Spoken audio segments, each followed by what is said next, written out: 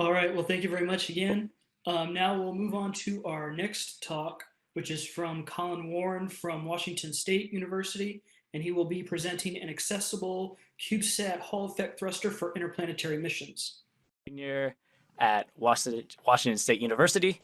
I'm presenting today on some work I've been doing on a Hall effect thruster, specifically for CubeSat applications.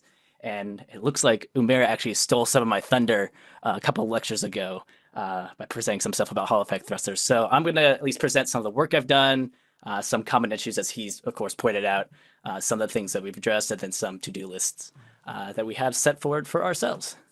But first, a little crash course about Hall effect thrusters. So, much like our thrusters, any form of electric propulsion, these thrusters work by taking an inert gas, ionizing said inert gas, and then accelerating it by means of electromagnetic fields. In the case of Hall effect thrusters, it does this by means of a circulating sea of electrons at the exit part of the chamber.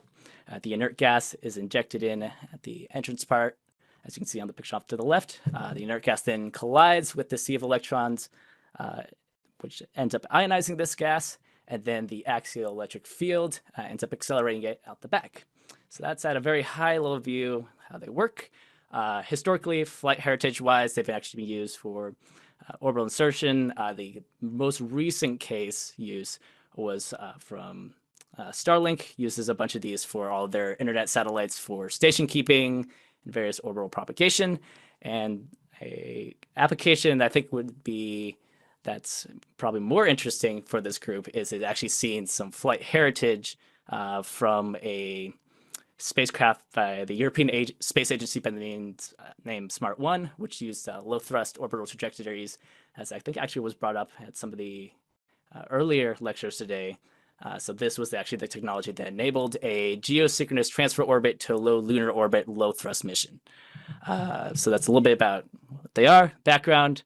The problem behind these, as I'm a college student, I was the motivation for why in the world I would decide to jump into a complicated project like this was I was interested in learning a little bit more advanced propulsion project, or implementing one on a spacecraft and just asking around at various conferences. Systems like this tend to run in the range of hundreds of thousands of dollars, which is way out of the budget of most engineering students or their clubs for implementing this sort of technology. So I thought I'd set out to see how I could construct it, and if it's something I could actually be constructed at a low cost. So far, here's the initial prototype we've designed off to the right for a few $1,000s, all self-funded. The design was actually built off of some lab tests done by Western Michigan University on a laboratory-sized one, but not quite scaled down to a CubeSat-sized one. And then the propellant feed system was based off some work from Cal Poly.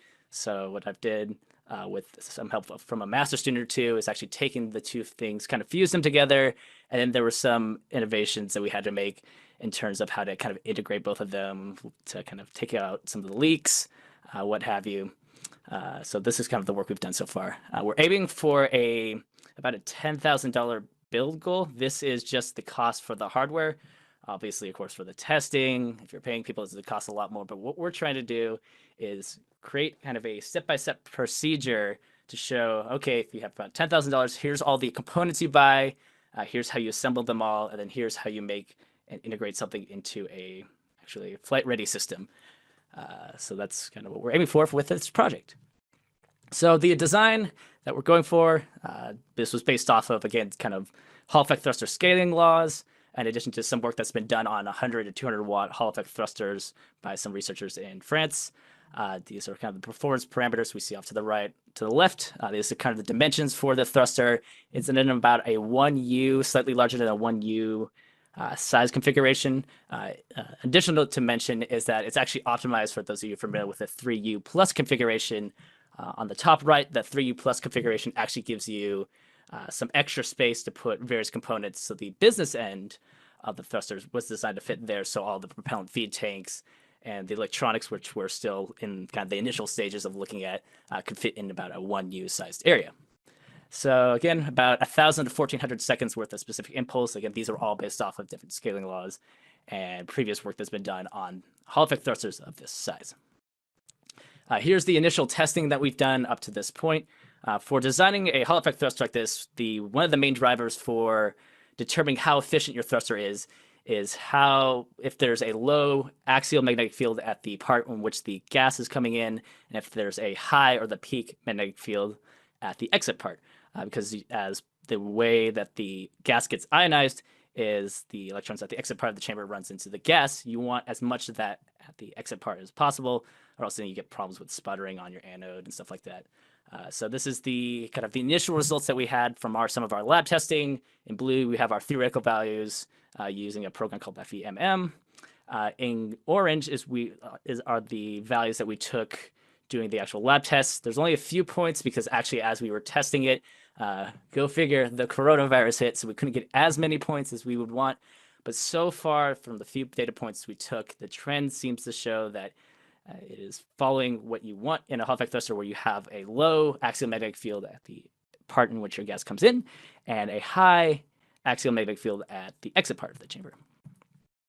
And again, this is, as was previously mentioned, one of the main parts for this is the power processing unit. And this, again, is something that we haven't really looked into. We have some current system requirements that were pulled from some research done by Mitsubishi about some work they did on power processing units for Hall effect thrusters, but this is an area that we definitely need a lot of help in, as it's currently just myself as a mechanical engineer and then maybe one mechanical engineering master student. So this is not a strong area of expertise. All we've done at this point is given some general mission spec requirements. So a potential mission application for, okay, you have the Hall effect thruster. What's the potential use for this outside the few that we've mentioned before? One that was actually pulled up based on some work that was done based on the mission that was done by Smart 1 back in 2004 was there's a couple of researchers who were looking at various low thrust lunar trajectories for communication applications, and they kind of wanted to base it on the Smart 1 group, and they ended up coming on these halo orbits, which were actually previously mentioned in a previous talk here, so it's all kind of coming together now. That it looks like a mission like this, starting from an Earth parking orbit of about 20,000 kilometers, it would take about, at a worst case scenario, about 3.3 kilometers per second worth of delta V to propagate to do a communication lunar relay system. So we were doing just some back of the envelope calculations about how much a system like this would cost, given that, okay, target delta V is about 3.3 kilometers per second, and then assuming a specific impulse range of about 1,000 to 1,400 seconds, we were looking at just the hardware costs themselves to cost about $500,000 for a mission like this. Again, this is not taking into account how much it costs to pay people or testing, but from the back of the envelope calculations, it seems like a low thrust mission using electric thrusters may be actually, for people who are more cost concerned, this actually may be a very interesting, viable option for people who are looking at either potentially lunar applications or maybe other interplanetary applications. So that's a little bit about, okay, here's the system that we made from concept to developing it. Here's one potential use case. Here's kind of our to-do list for kind of pushing forward this technology. Once we get the axial magnetic field, we verified that it follows what we want it to in terms of it theoretically. We have to first lab test, get the first plasma as a lab test, just to make sure it ignites, does all the thing a Hall effect thruster is supposed to do. Again, the other monumental task is actually looking into the flight-ready power processing unit, seeing if we can make it into the one-use size CubeSat bus, and then if we can get both of those working together, put together a flight-ready configuration lab test both of them together, and then do a demonstration mission. And in order to do all this, we're going to have to either find collaborations, or if anybody out here knows of potential interesting grant opportunities for us, we'd like, I guess, your suggestions on that, because currently it's all been self-funded, and if outside of maybe getting a group out here who'd be interested in letting us just test the system in their lab, high vacuum chamber, to see if it works, we really don't have the funding to continue this much further than we already have. So if you're interested in helping out, or if you have any questions, or just want to say hi, here's my email.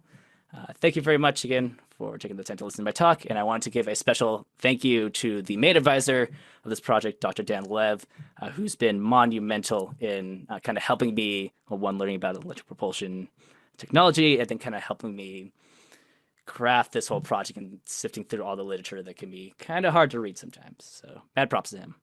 Thank you very much, and off to the next presenter. So here we have George on YouTube asking Colin, was the cathode built in-house? How do you keep the cathode cost low? Is it heated cathode or a heaterless for power savings? The cathode, from doing some research online, we are looking at contracting a group called Heatwave, just a group called cathode.com. It's looking like it's cost from just the dimensions and the emitter current that they're putting out that meets our specifications. It's looking like it's going to cost about $2,500 for that. The second part of the question, could you repeat that again really quick? The second part, how do you keep the cathode cost low? Is it a heated cathode or heaterless for power Yeah, savings? it's a heated cathode. Okay. Sounds good. Thanks, Colin.